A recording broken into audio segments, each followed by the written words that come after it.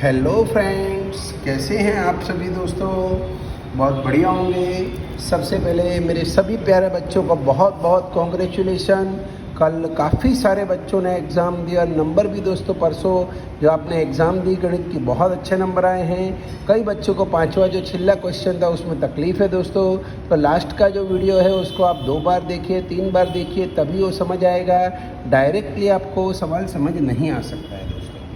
आज हम गणित में हमारा अगला चैप्टर चालू कर रहे हैं, जो चैप्टर नंबर है हमारा 11, जिसे हम कहते हैं व्रत। व्रत जिसे हम इंग्लिश में सर्कल और गुजराती में वर्तुड़ कहिए छे, ए छे बड़ा पाठ। ये पाठ में दोस्तों 2 नंबर का 1 सवाल आ सकता है या 1-1 नंबर का 2 सवाल आ सकते हैं। बहुत तो 6 वीडियो का काम है। ये बहुत ही छोटा सा चैप्टर है जिसको मैं आपको समझाने जाऊंगा।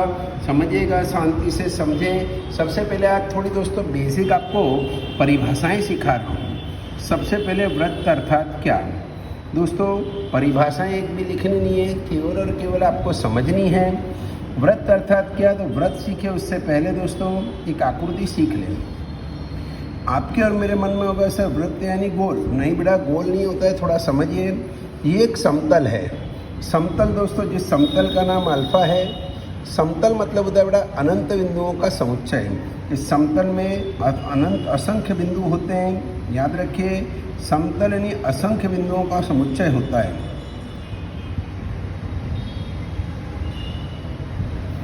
अब दोस्तों समतल वृत्त कैसे बनता है, तो समतल के किसी एक बिंदु से, खाली डेफिनेशन बोल रहा हूँ सुनना। समतल के किसी एक बिंदु से, मान लीजिए बिंदु ले लिया आपने P, इस बिंदु से समान दूरी पर आए हुए, समान दूरी यानी यहाँ से कोई दूरी ले ली, मान लो सोचा 5 सेंटीमीटर, तो ये बिंदु मिल गया।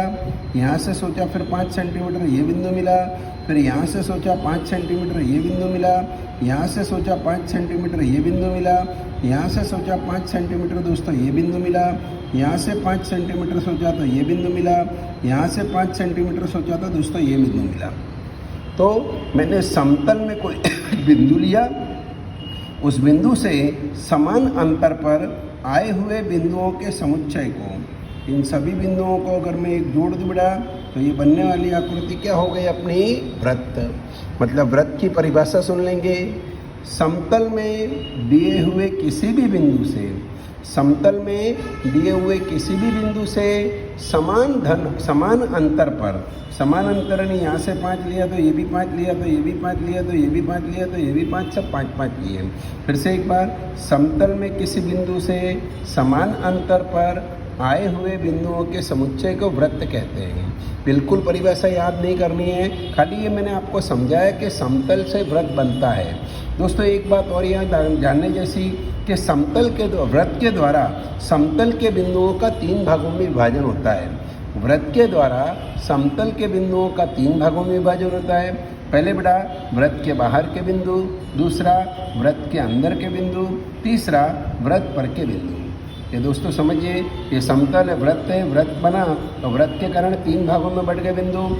व्रत के बाहर के बिंदु, व्रत के अंदर के बिंदु और व्रत पर के बिंदु। आप देख सकते हो व्रत पर भी बिंदु है। सब जानने जैसी बातें हैं खाली।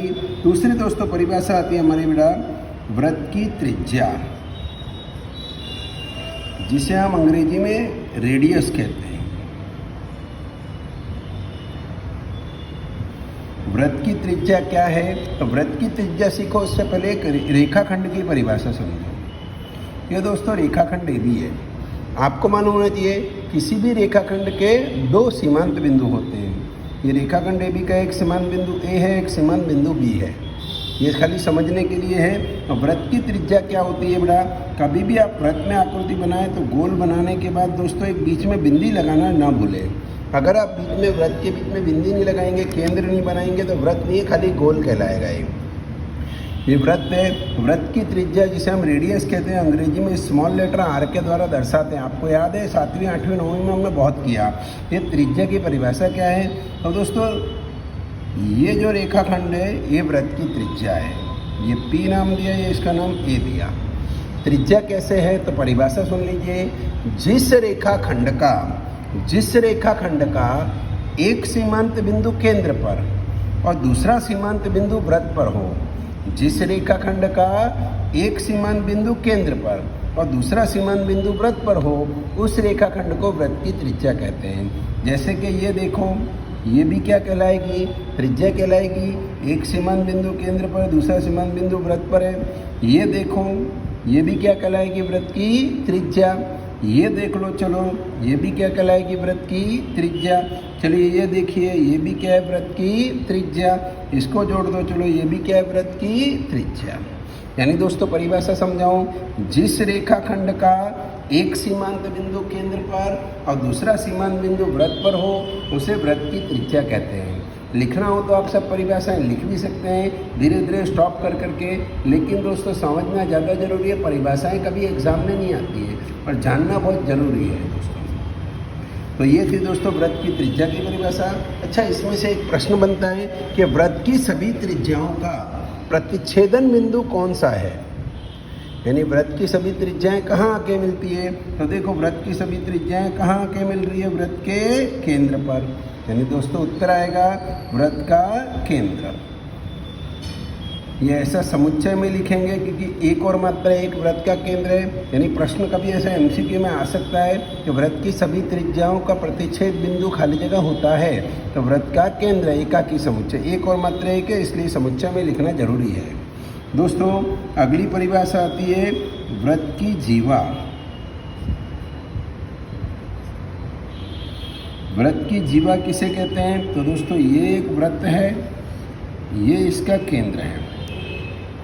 दोस्तों ये वृत्त की जीवा है। आप इस रेखाखंड की खासियत जान सकते हैं तो परिभाषा भी आपको आ सकती है। क्या खासियत है इस रेखाखंड की? इस रेखाखंड के दोनों सीमांत बिंदु कहाँ पर है? बड़ा वृत्त पर है। परिभाषा हो गई, जिस रेखाखंड के दोनों सीमांत बिंदु वृत्त पर हों उसे वृत्त की जीवा कहते हैं। चलिए ये भी क्या है? वृत्त की जीवा है कि नहीं है? चलिए ये बोलिए, ये वृत्त की जीवा है कि नहीं है? सर ये भी वृत्त की जीवा है। चलिए ये वृत्त की जीवा है कि नहीं है? ये भी है सर, इसके भी दोनों सीमांत बिंदु। अच्छा, ये वृत्त की जीवा है? नहीं सर, ये जो बनाई आपने ये वृत्त की जीवा नहीं है। क्यों नहीं है? क्योंकि ये वृत्त के एक सीमांत बिंदु केंद्र पर है, दूसरा सीमांत बिंदु वृत्त पर नहीं है। चलिए और एक बात सिखाऊं दोस्तों, ये भी जीवा है, ये भी जीवा है। आपको मालूम होना चाहिए इसकी एक खासियत होती है जीवा की, केंद्र के नज़दीक जाने पर जीवा बड़ी होती जाती है। देख रहे हो आप, जैसे जैसे केंद्र के मैं नज़दीक जाते जा रहा हूँ वैसे जीवा क्या होती जा रही है? बड़ी होती जा रही है। और जैसे जैसे केंद्र से दूर जाते हैं वैसे वैसे जीवा छोटी होती जा रही है। देखिए नज़दीक जा रहा हूँ जीवा बड़ी हो रही है, देखिए दूर जा रहा हूँ वृत्त की जीवा छोटी हो रही है। ये खासियत सब, ये छोटे छोटे पॉइंट सब याद रखने चाहिए आपको। ये एमसीक्यूज में आएंगे, परिभाषाएं कभी नहीं आएंगी, लेकिन सब पॉइंट्स आ सकते हैं। तो दोस्तों केंद्र के नज़दीक जाने पर जीवा बड़ी होती है, केंद्र से दूर आने पर जीवा छोटी हो जाती है। दोस्तों अगले पॉइंट पे आ रहा हूँ बड़ा, यहाँ पर मैं चौथी और शायद आज की अंतिम परिभाषा। छोटी छोटी 8 परिभाषाएं हैं, आज 4 ले रहा हूँ, कल बाकी की 4 लूँगा। वृत्त का व्यास, जिसे हम कहते हैं डायमीटर अंग्रेजी में। दोस्तों वृत्त का व्यास किसे कहते हैं? तो समझ लीजिए, ये क्या बना दिया? वृत्त और वृत्त का केंद्र। वृत्त बनाना है तो बीच में बिंदी बनानी चाहिए, तभी वो वृत्त कहलाएगा, बिना बिंदी के वृत्त नहीं कहलाएगा। केंद्र हमेशा बीच में होता है। भगवान ने नाक हमको बड़ा मुंह के बीच में दी है। यहाँ कई लोग का केंद्र यहाँ आता है, कोई का केंद्र यहाँ। कभी केंद्र का नाक भगवान ने तुमको माथे पे दी है? नहीं। होठ के नीचे दिए? नहीं दिए। तो दोस्तों केंद्र हमेशा बीच में ही बनाना। तो केंद्र दोस्तों बनाएंगे। और वृत्त का व्यास अर्थात क्या? तो समझ लीजिए, ये वृत्त का व्यास है। आप अगर ध्यान से देखोगे तो ये जो व्यास है ये वृत्त की जीवा ही है क्या नहीं है? लेकिन इसकी खासियत क्या है? वृत्त के केंद्र में से होकर गुजर रही। हो गई परिभाषा। वृत्त के केंद्र में से गुजरने वाली जीवा को वृत्त का व्यास कहते हैं। वृत्त के केंद्र में से गुजरने वाली जीवा को वृत्त का व्यास कहते हैं। चलिए ये जीवा है कि नहीं है ये बता दीजिए मुझे जरा। यस सर, ये भी जीवा व्यास है। व्यास है ना, क्योंकि ये भी केंद्र में से निकल रही है। और दोस्तों परिभाषा जान लें, वृत्त के केंद्र में से गुजरने वाली जीवा को वृत्त का व्यास कहते हैं। अच्छा, दूसरी बात याद रखें, व्यास जो होता है त्रिज्या से 2 गुना होता है। डी बराबर 2r ऐसा हम लिखते थे, हिंदी में लिखते थे व्यास बराबर 2 गुणा त्रिज्या। क्यों ऐसा लिखते थे? तो आप देख सकते हो ये एक त्रिज्या है और ये भी एक त्रिज्या है, एक केंद्र मान लो, तो एक त्रिज्या अक्खा डी हो गया, तो ये अक्खा डी बराबर एक आर 2r हो गया बेटा। बराबर, नियम याद रखेंगे दोस्तों। ये जितने भी आज मैंने बस सिखाया है सबका फ़ोटो पढ़ के भेज रहा हूँ, आप वो लिख लेंगे तो आपको आने वाले जो सवाल होंगे जो हम लगभग 2-3 दिन में चालू करेंगे वो आपको तकलीफ़ नहीं पड़ेगी।